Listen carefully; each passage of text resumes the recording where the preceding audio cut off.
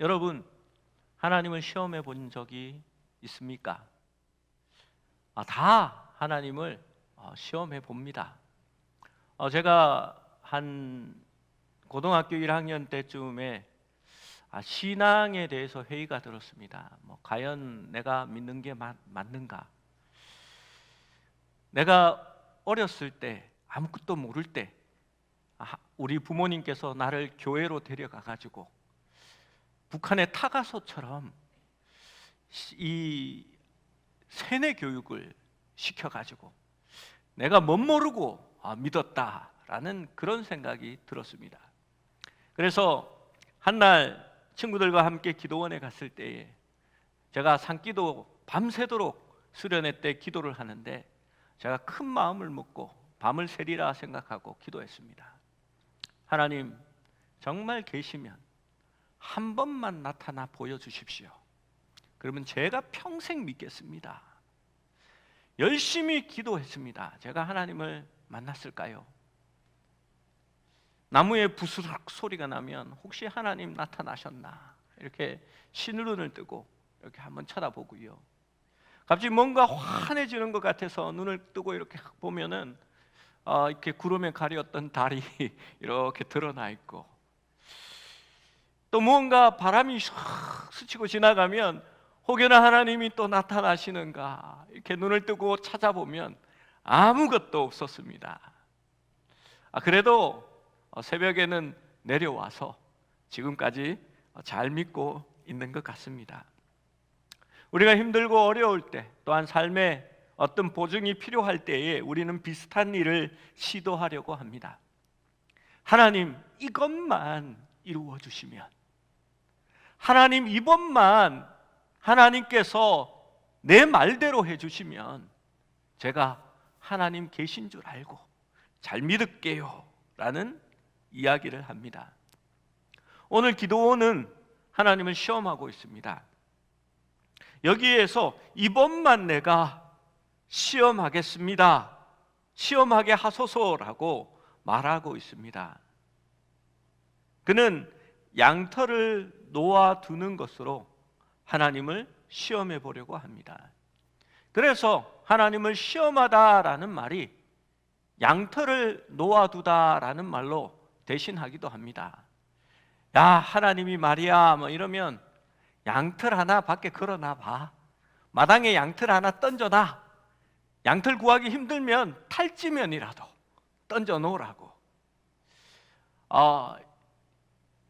친구들끼리 그런 얘기를 한 적이 있습니다. 우리 성탄 추리를 이렇게 만들 때에요, 흰 눈을 상징한다고 그 위에 막 이렇게 소금 덩어리를 막 올려놓잖아요. 그러니까 제 친구가 보면서 누군가 하나님을 많이 시험하는군 이런 얘기를 했습니다.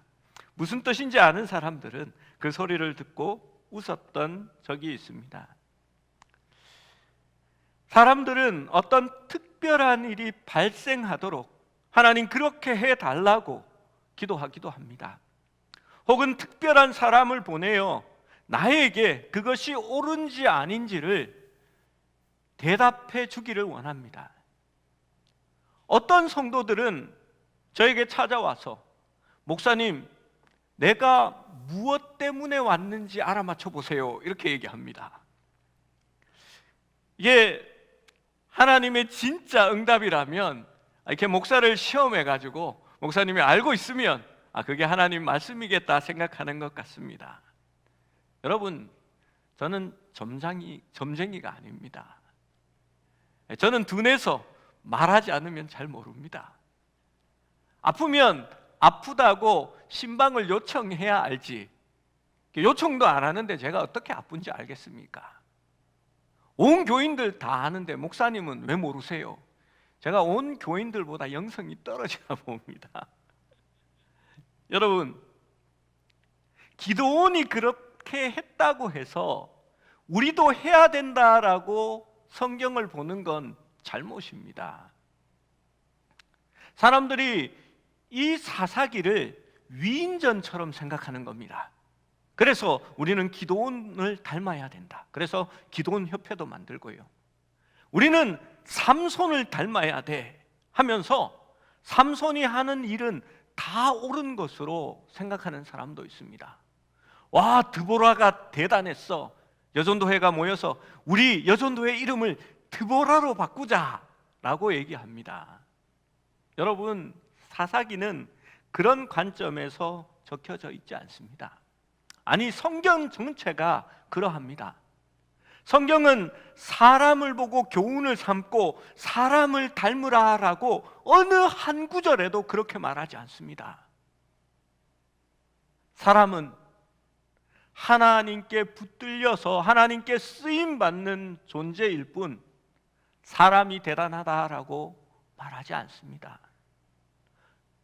성경은 우리가 그 사람에게 함께 하셔서 그 사람을 통하여 일하셨던 하나님께 초점을 두게 합니다.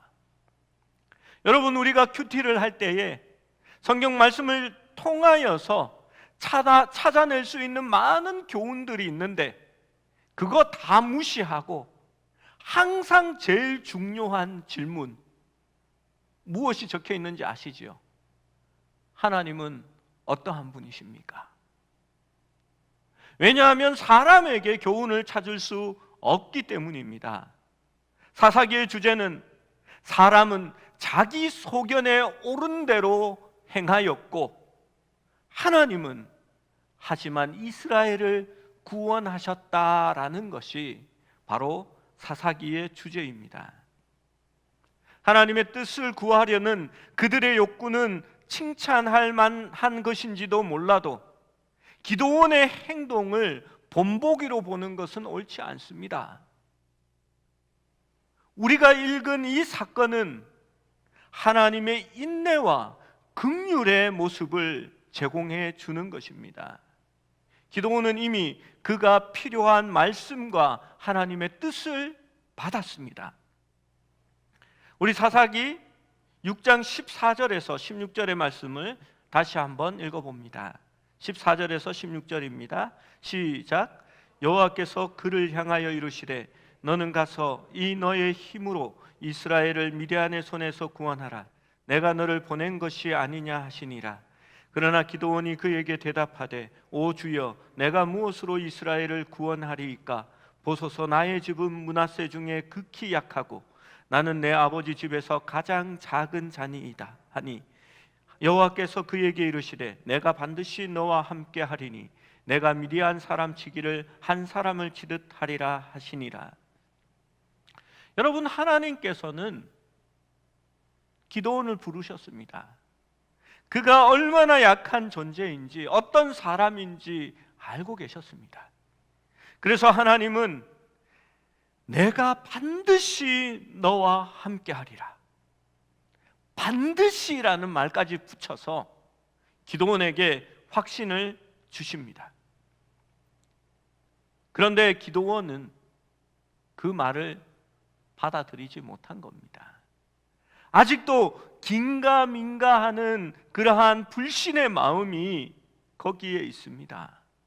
그럼에도 불구하고 하나님께서는 기드온을 불쌍히 보시고 그에게 재확인시켜 주는 것입니다. 하나님을 시험함에도 불구하고 하나님께서는 연약한 기드온을 불쌍히 여기셔서 확신을 주시는 것입니다. 여러분, 그렇다면 하나님을 시험하는 것이 무엇일까요? 이것은 하나님이 어느 정도까지 참아내는지, 하나님이 어느 정도까지 인내하시는지 하나님을 한번 견주어 보는 겁니다. 여러분, 마트에 가면 자기가 원하는 장난감을 사달라고 하는 어린아이가 있습니다. 엄마한테 엄마 이거 사줘 하고 조릅니다. 큰 소리를 내니까 엄마가 당황해하는 기색을 보입니다. 아이는 더 크게 보채기 시작합니다. 울기 시작하면서 소리를 지릅니다. 엄마가 당황합니다. 그러자 이제 더 선을 넘어가서 자리에 털썩 주저앉아 버리고 다리를 이렇게 하면서 사줘 하면서 울기 시작합니다.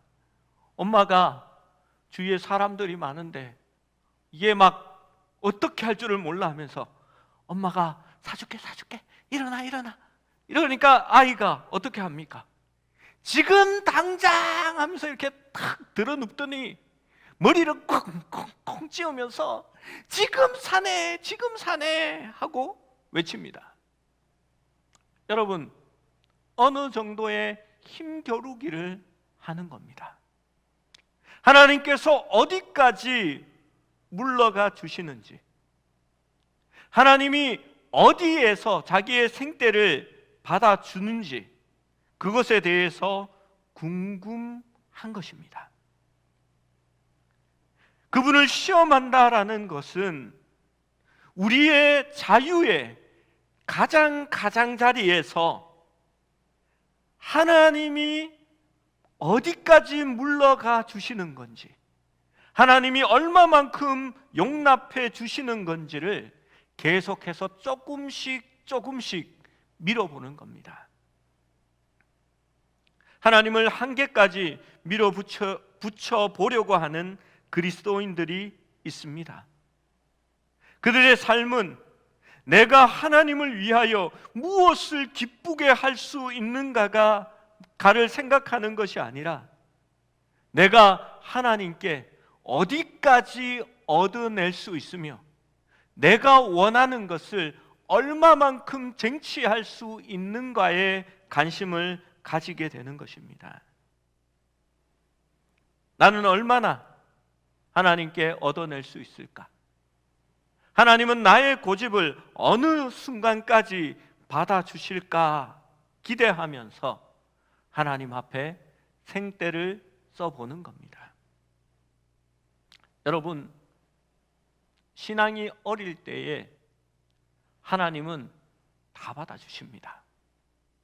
저는 그래서 초신자들 처음 믿는 사람들이 참 부럽습니다.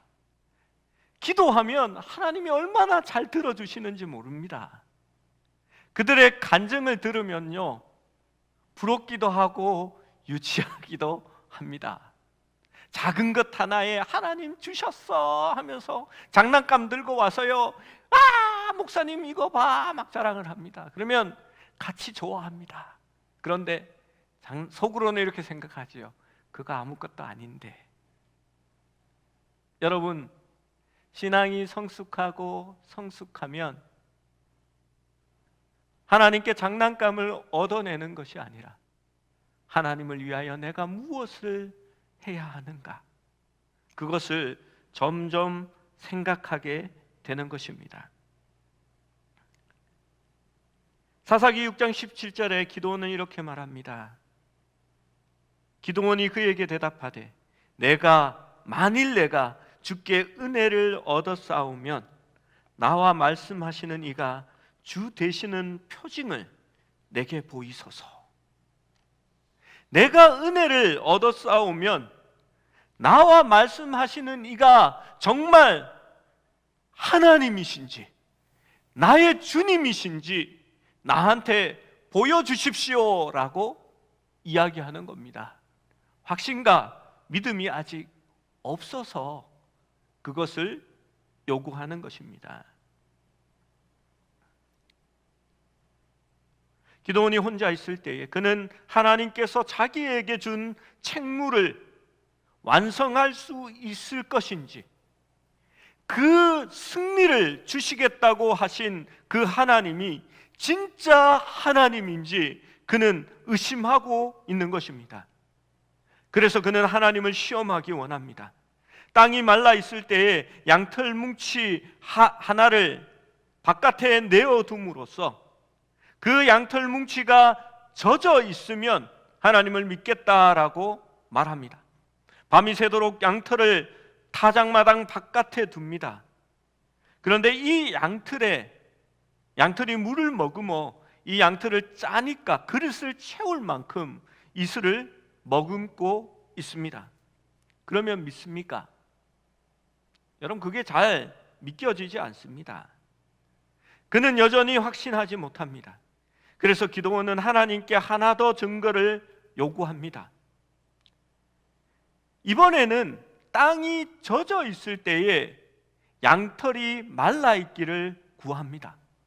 여러분, 이게 좀 더 어렵습니다. 땅이 젖어 있을 때에는 당연히 양털도 젖게 되는 겁니다. 여러분, 휴지나 솜을 생각하면 됩니다. 바닥에 물이 흥건히 있는데 휴지나 솜을 턱 던지면 어떻게 됩니까? 금방 그 솜이 물을 머금어서 축축하게 되어지는 거죠. 그런데 양털을 거기에 놓아두면 그 양털이 물에 젖지 않고 뽀송뽀송하게 된다라는 건 상식적으로 말이 안 되는 겁니다. 그러니까 지금 기도원은 이제 기적과 같은 일을 하나님 앞에 구하고 있는 것입니다. 기도원은 양털을 밤이 새도록 놔두고 다음 아침 그가 돌아와서 보니 땅은 이슬로 젖어 있는데 양털이 말라 있는 것을 발견하는 것입니다. 그제사 기도원은 또 긴가민가합니다. 우리 나중에 보면 기도원의 모습을 또 한번 살펴볼 수 있습니다. 여러분, 그렇다면 하나님을 시험하는 것이 옳은 것일까요? 예전에 목사님은 기도원이 그렇게 시험했는데 그의 믿음을 확정하는 그러한 모습을 우리도 본받아야 된다, 할 수 있거든 하나님을 시험해보라, 그렇게 설교하신 것을 제가 기억합니다. 여러분, 그런데 성경은 그렇게 말하지 않습니다. 우리가 지난 주일날 본 말씀 고린도전서 10장 9절에 그들 가운데 어떤 사람들이 주를 시험하다가 뱀에게 멸망하였나니 우리는 그들과 같이 시험하지 말자라고 이야기합니다. 마태복음 4장 5절에서 7절 말씀은 예수님께서 마귀에게 시험 받으시는 그러한 모습이 나타나 있습니다. 5절에서 7절 말씀을 한번 같이 읽어봅니다. 시작. 이에 마귀가 예수를 거룩한 성으로 데려다가 성전 꼭대기에 세우고 이르되 내가 만일 하나님의 아들이여거든 뛰어내리라. 기록되었으되 그가 너를 위하여 그의 사자들을 명하시리니 그들이 손으로 너를 받들어 발이 돌에 부딪히지 않게 하시리로다 하였느니라. 예수께서 이르시되 또 기록되었으되 주 너의 하나님을 시험하지 말라 하였느니라 하시니. 여러분, 이 사탄이 참 교모합니다. 시험의 장소는 다른 곳이 아닙니다. 거룩한 도시, 거룩한 하나님의 성전에 세우고 그것도 제일 꼭대기에 말입니다. 그리고 내가 하나님의 아들이여거든 뛰어내리라 라고 말합니다. 예수님이 하나님의 아들 맞잖아요. 나는 자격도 되고 그럴 자유도 있다. 내가 진짜 하나님이고 그의 아들이니까 너 까불지 마, 내가 한번 보여줄게 하면서 예수님이 뛰어내렸을까요? 사탄이 유혹할 때에 하나님의 말씀으로 유혹합니다. 기록되었으되 시편에 있는 말씀이지요. 너를 위하여 그의 사자들을 명하시리니 그들이 손으로 너를 받들어 발이 돌에 부딪히지 않게 하리로다 하였느니라. 사탄은요, 성경을 잘 알고 성경으로 유혹합니다. 그런데요, 전후 문맥은 없습니다. 이게 왜 하나님이 이 말씀을 하셨는지, 무엇 때문에 하셨는지, 원래 이 말씀의 뜻이 무엇인지는 사탄은 상관없고요, 그냥 문자 그대로 가져와서 아무데나 그냥 갖다 붙이는 겁니다. 그런데 예수님이 어떻게 하십니까? 예수님은 하나님의 아들이 맞습니다. 거룩한 성의 주인입니다. 그리고 그 성전의 주인이 되시는 분이십니다. 그는 정말 뛰어내리면 천사들이 그를 받을 수도 있습니다. 그런데 예수님은 뛰어내리지 않습니다. 그 의도를 아시기 때문입니다. 그는 하나님을 믿습니다. 신뢰합니다. 내가 뛰어내리지 않아도 자신은 하나님의 아들입니다. 뛰어내릴 필요가 없습니다. 그래서 예수님은 말합니다. 또 기록되었으되. 또 기록되었다는 말이 무슨 말입니까?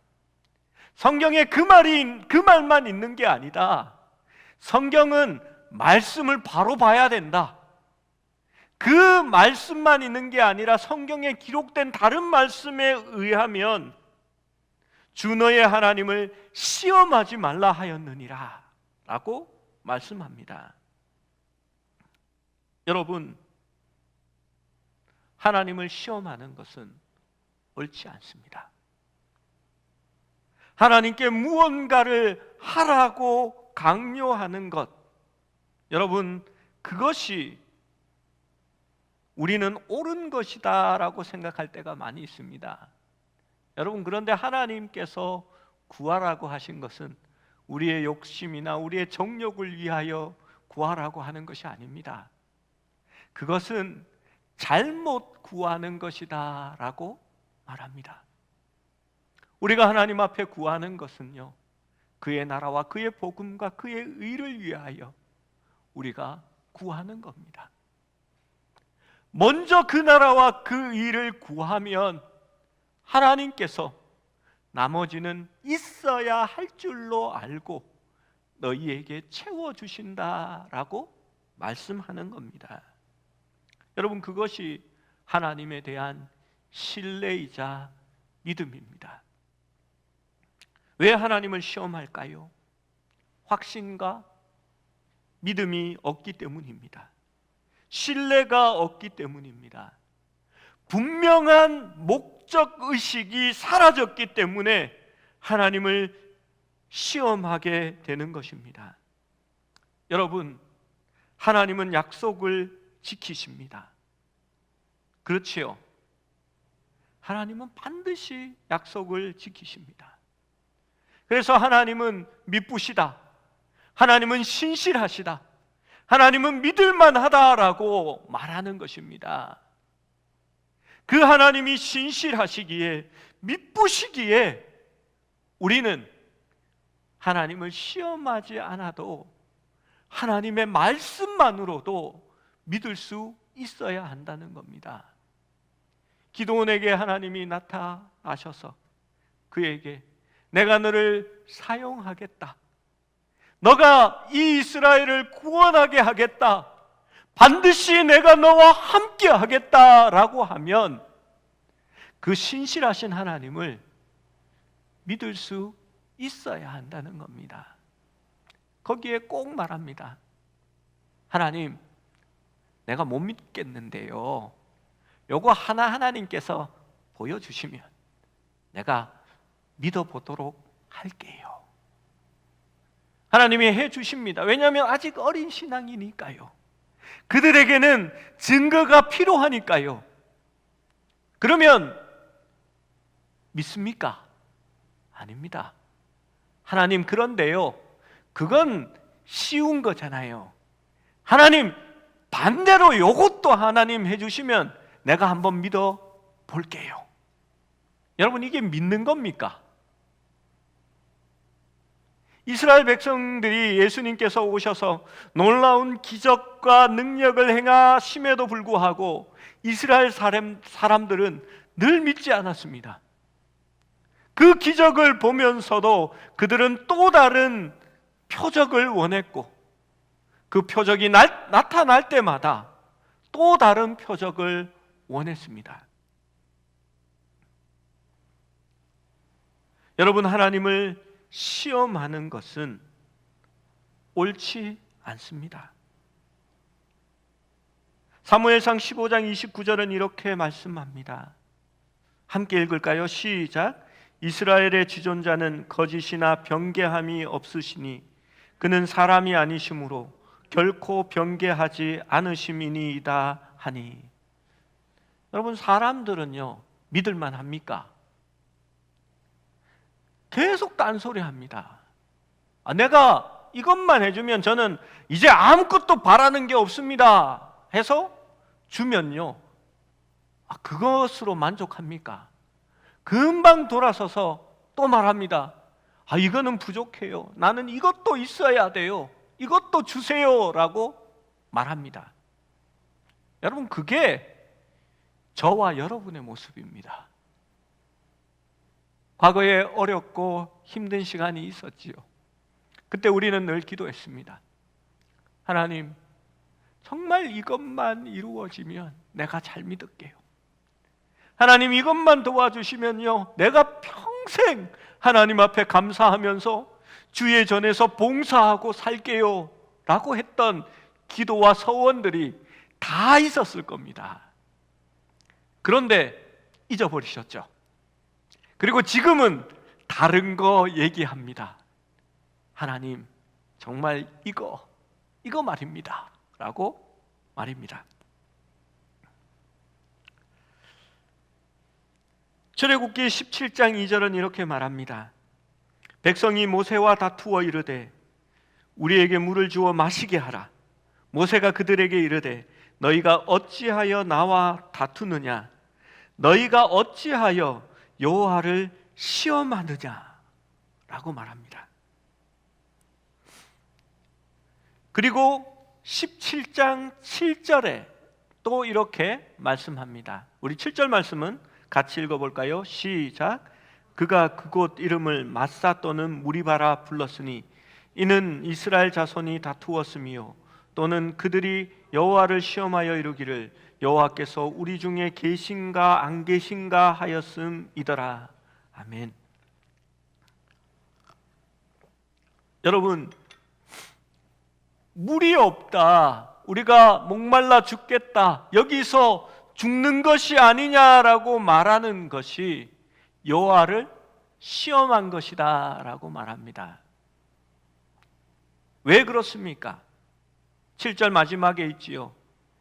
여호와께서 우리 중에 계신가 안 계신가 하였습니다. 기드온에게 하나님께서 나타나셔서 반드시 내가 너와 함께 하겠다라고 했는데 기드온도 마찬가지인 겁니다. 하나님이 과연 반드시 나와 함께 계신가 안 계신가 해서 시험하는 것입니다. 모세는 이스라엘 백성이 새 땅에서 시험을 받을 또 다른 죄, 곧 여호와를 시험하는 죄를 생각했던 것입니다. 이것은 때때로 사람들이 물이 부족하고 목말라 죽을 것이라고 생각했던 마사와 무리바에서와 같이 고난을 당할 때마다 하나님을 신뢰하기보다는 불평과 다툼으로 하나님을 시험하게 될 것을 알고 있었기 때문입니다. 이스라엘 백성들은 이 부끄러운 마사와 무리바의 일을 기억할 수 있어야 했습니다. 그들이 만일 하나님의 명령, 그 규례와 그 하나님의 말씀을 순종하고 의롭고 선한 일을 하면서 어떠한 고난이 닥치더라도 하나님께서 우리와 함께 하신다는 것을 믿고 있었다면 그들은 불평과 불만하지 않고 이 순간에도 하나님께서 반드시 나와 함께 하신다는 것을 고백하며 이겨낼 수 있었을 것입니다. 그것이 마음이 아픈 것은 나의 모습이고 우리의 모습이기 때문입니다. 삶을 살아가면서 늘 풍족한 삶을 살아가는 것은 아닙니다. 때로는 사업에 실패할 수도 있고 목회자도 목회 자리에 쫓겨나서 교회를 찾느라 몇 년을 허비할 수도 있습니다. 때로는 마실 것이 없고 먹을 것이 떨어질 때도 있습니다. 그럴 때마다 우리는 하나님과 다투기 시작합니다. 하나님, 물이 없습니다. 여기에서 우리를 죽게 하시려고 이렇게 불러냈습니까? 하나님, 우리가 하나님을 믿었는데 이 고생을 하게 하시려고 하나님 이게 뭡니까? 라고 하면서 하나님과 다투기 시작합니다. 우리는 우리의 슬픔을 토로한다라고 생각하지만 성경은 말합니다. 네가 나와 다투었고 나를 시험하였다라고 말하고 있는 것입니다. 여러분, 물이 떨어졌을 때는 원망하고 다툴 때가 아닙니다. 하나님의 약속을 더욱더 붙들어야 할 때입니다. 하나님께서 우리를 버리시지 않으며 반드시 함께 하신다라는 것을 마음에 새겨야 할 때인 것입니다. 민수기 21장 4절에서 5절 말씀은 우리 고린도 전서에서 언급한 그 배경을 두고 하시는 말씀입니다. 우리 4절 5절 말씀 함께 읽어봅니다. 시작. 백성이 호르산에서 출발하여 홍해 길을 따라 에돔 땅을 우회하려 하였다가 길로 말미암아 백성의 마음이 상하니라. 백성이 하나님과 모세를 향하여 원망하되 어찌하여 우리를 애굽에서 인도해 내어 이 광야에서 죽게 하는가? 이곳에는 먹을 것도 없고 물도 없도다. 우리의 마음이 이 하찮은 음식을 싫어하노라 하매. 여러분, 이스라엘 백성들이 에돔 땅을 우회하려 하였다가 길로 말미암아 백성의 마음이 상하니라 라고 말합니다. 이제 하나님의 인도를 따라 광야를 다 지나왔습니다. 이제 가나안 입구에 거의 도착했습니다. 그런데 하나님이 인도하시는 그 길이 신뢰가 되지 않고 마음에 들지 않습니다. 눈앞에 보이거든요. 홍해를 따라 똑바로 올라가면 바로 거기가 가나안입니다. 그런데 하나님께서는 에돔을 우회하여 다시 빙 돌아서 이스라엘 백성을 인도하여 갑니다. 성경에는 그 이유가 적혀져 있습니다. 이 백성이 그리로 바로 지나가면 마음이 약하여져서 두려워하여 가나안으로 가지 못할까 하여서 하나님이 일부러 그렇게 돌리신 겁니다. 그런데 이스라엘 백성의 마음이 상합니다. 그래서 하나님과 모세를 향하여 원망합니다. 우리를 이 광야에서 죽게 하는가? 이곳에는 먹을 것도 없고 물도 없도다. 우리의 말씀이 이 하찮은 음식을 싫어하노라 라고 말합니다. 여러분, 그게 우리 모습이기도 합니다. 하나님의 인도하심을 받았고 예수 그리스도께서 그 피로 말미암아 우리를 구원하셨고 우리는 하나님의 인도하심을 따라 믿음으로 지금까지 나아왔습니다. 그런데 하나님이 우리를 인도하시는 그 길이 마음에 들지 않습니다. 하나님을 잘 믿었는데 그러면 우리가 세상 사람들보다는 잘 살아야 하지 않겠습니까? 세상 사람들이 타고 다니는 포르쉐 한 대도 몰고 다니고 동네 아줌마들 다 갖고 다닌다는 명품백도 하나씩, 아니 최소한 장롱 속에 한 서너 개는 있으면서 요일 따라 이건 월요일 가방, 이거는 수요일 가방, 이건 금요일 가방, 그래도 주일날에는 좀 검소하게 이렇게 하나 메고 다니면서 하나님이 그렇게 인도해 주시기를 바라지 않습니까? 하나님을 믿었는데 하나님의 인도하는 길이 마음에 들지 않습니다. 하나님 안에서 하나님께서 우리에게 주시는 좋은 음식들과 의복들과 또 하나님의 생수를 우리는 마시고 있습니다. 세상 사람들이 누리지 못하는 생명의 말씀을 우리는 먹고 있고 영원히 목마르지 않는 생수가 우리 속에 넘쳐나고 있습니다. 그런데 그것은 보지 못하고 과거 애굽에서 먹었던 바다 생선들, 부추와 마늘들, 온갖 향신료들, 그런 것을 떠올리면서 하나님이 주셨던 그 놀라운 음식들을 대하며 이렇게 말합니다. 이 하찮은 음식을 우리는 싫어하노라. 하찮은 음식입니까? 반석을 깨뜨려서 광야에서 주셨던 생수였습니다.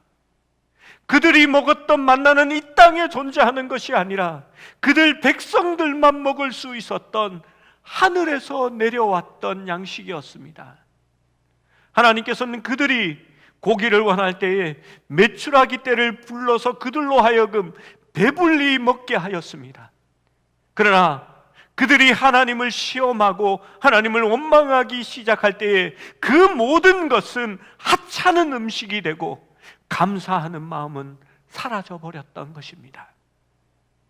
그리고 이런 길로, 이런 방법으로 우회하실 것이면 우리가 차라리 애굽에 있었던 것이 좋았다라고 하나님을 시험하는 것입니다. 여러분, 그때 하나님께서는 불뱀을 백성 중에 보내어 그 이스라엘 백성을 물게 하였습니다. 23,000명의 사람들이 하루 만에 죽었고 그 이후에 지도자들과 다른 사람 1,000명이 또한 죽었습니다.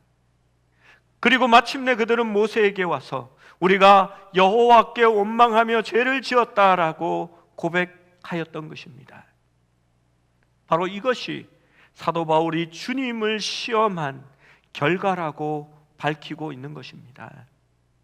여러분, 사람들이 얼마나 하나님을 밀어붙여 멀리까지 나갈 수 있는지를 보여주는 것입니다.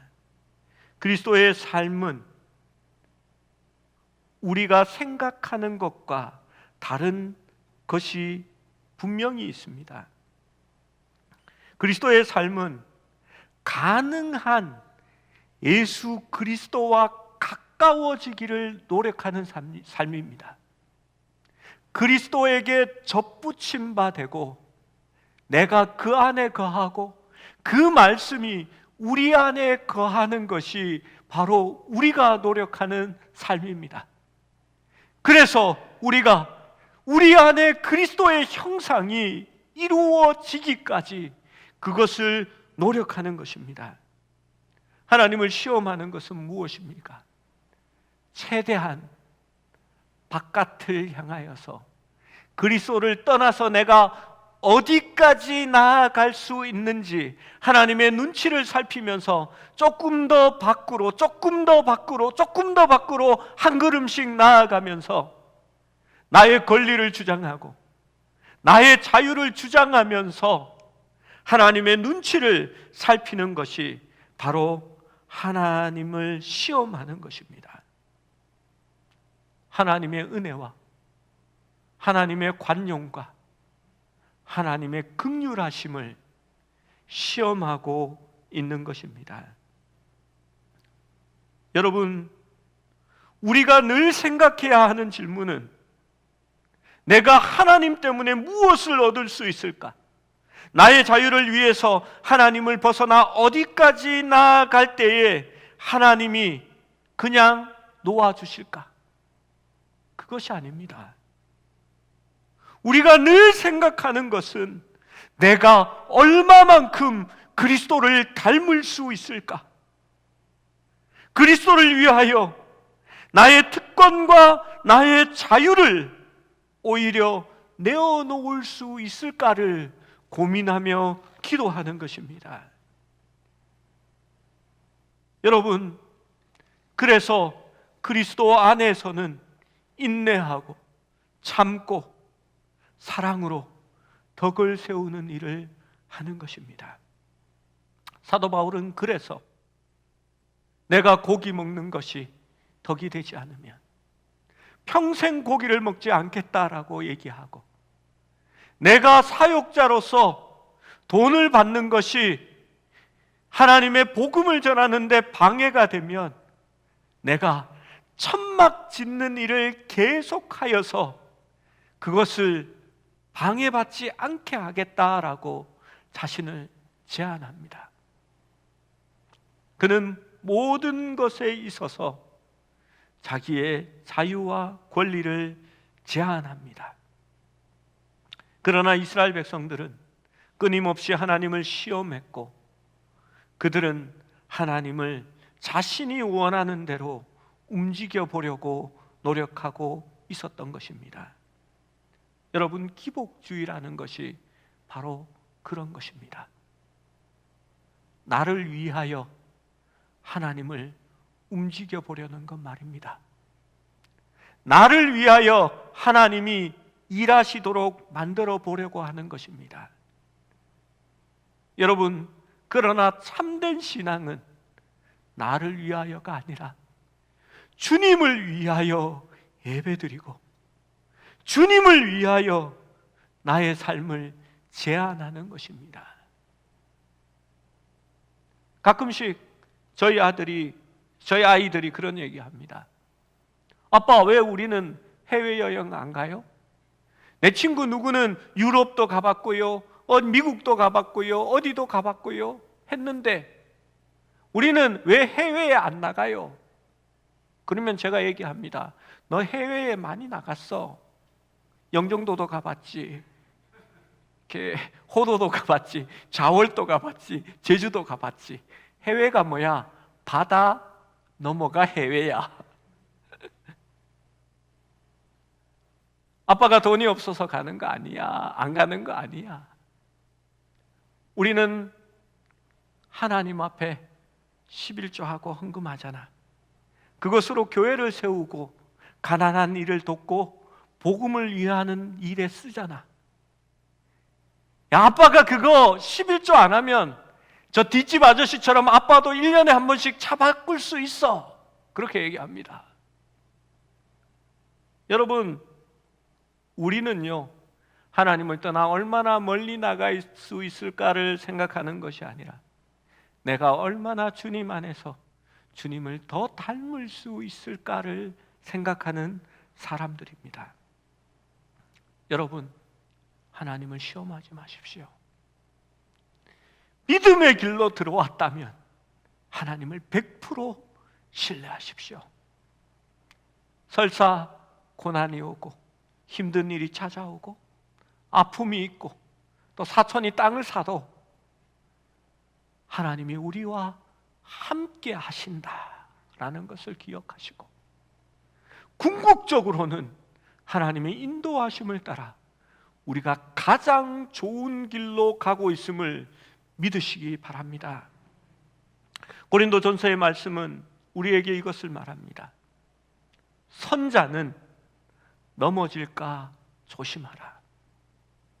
여러분, 왜 그렇습니까? 우리가 선 것은 내가 선 것이 아닙니다. 나의 힘으로 선 게 아닙니다. 여러분, 기드온이 지금 하나님의 명령을 듣고 일어선 것은 기드온이 잘났고 능력이 있고 그의 가문이 잘 되어서 일어선 게 아니란 얘기입니다. 부족한 사람, 가장 연약한 사람을 하나님께서 택하여서 강한 자를 부끄럽게 하시고 그를 통하여 하나님께서 함께 하신다는 것을 보여주기 위해서 하나님이 그를 택하여 세워주신 것입니다. 여러분, 우리가 하나님의 은혜 가운데 서 있는 것은 우리가 무언가 자격이 있어서 그런 것이 아니라 오로지 하나님의 은혜 때문에 선 것입니다. 그래서 우리는 넘어질까 늘 두려워하는 마음을 가져야 합니다. 주님이 떠나시면 넘어집니다. 하나님이 함께 하시지 않으면 우리는 넘어집니다.